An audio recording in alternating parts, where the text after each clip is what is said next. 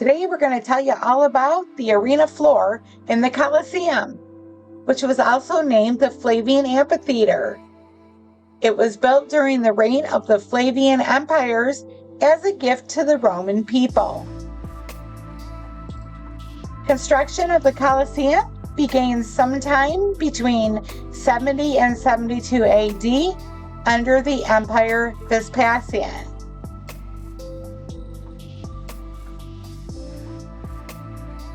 The Colosseum is made from stone and concrete. This magnificent monument was built with the manpower of tens of thousands of slaves. The Colosseum has 80 entrances and can seat approximately 50,000 spectators who would come to watch sporting events and games. These games included gladiatorial combats, wild animal hunts, and believe it or not, ship naval battles. The arena floor was removed, and now you're able to see all of the tunnels underneath. Some of the events at the Colosseum were seriously brutal, though during certain games held by the emperors, around 10,000 animals were killed in a single day. The first games ever to be held were in 80 AD under Emperor Titus. They ran for about 100 days straight, and games continued to be held for centuries to come. Gladiatorial games until the 5th century and animal hunts until the 6th century. The Colosseum was the scene of thousands of hand-to-hand combats between gladiators, of contests between men and animals, and of many naval engagements. Below the Colosseum were numerous rooms and underground passages. Here is where the animals and gladiators were kept. They are waiting to meet their fate in the arena above.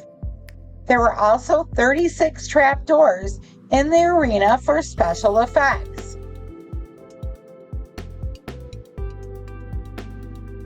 On the second floor of the Colosseum, you're going to find a museum that takes you through the architecture that made it possible for that Colosseum to seat 50 to 60,000 people. You're also going to find a reconstruction of the Colosseum in the form of a model during its glory days. When you start the exhibits, you're going to find that there's many remnants from the different parts of the Colosseum. There's pieces of barriers, passages, and other parts of the Colosseum that can be viewed here. Using a pulley system like this was the most efficient way to get those big boulders up to the top.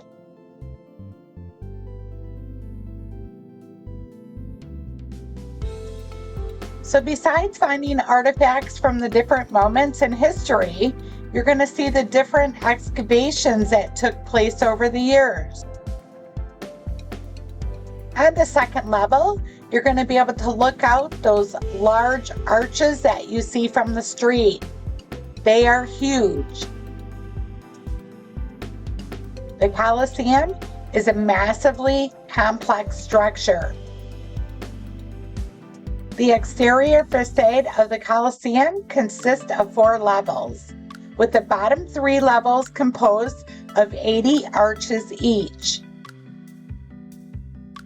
The 4 levels that are visible from the outside provide huge amounts of spectator seating. The columns were built using 3 different styles. The Doric style was used for the ground floor columns where the wealthiest Romans used to sit. The second tier columns were built in the Ionic style. The third tier columns were made for the common people and in the Corinthian style. The entire structure was built using different stones held together by iron clamps. The building had 2 walls, inner and outer. The latter was severely damaged in the earthquake of 1349, which is why only parts of the outer wall can be seen today. The different entry points were built so the entire premises could be entered and exited within 15 minutes. Can you imagine 15 minutes? 50,000 people? The Colosseum was built in an elliptical shape to make viewing possible from all seats. The gallery above the fourth tier was added by King Domiton, who made sure the people could view the arena clearly while standing. The gallery was built for slaves, women, and poor people. Even though the Colosseum was built 950 years ago, it still stands tall. It's proof of the brilliance of ancient Romans and their incredible attention to detail. It's no wonder that each year the Colosseum has over 6 million visitors.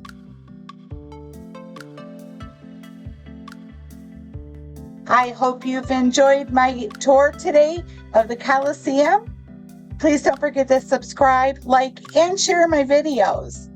And remember, it's up to you to make it fun, make it yours. We'll see you the next time.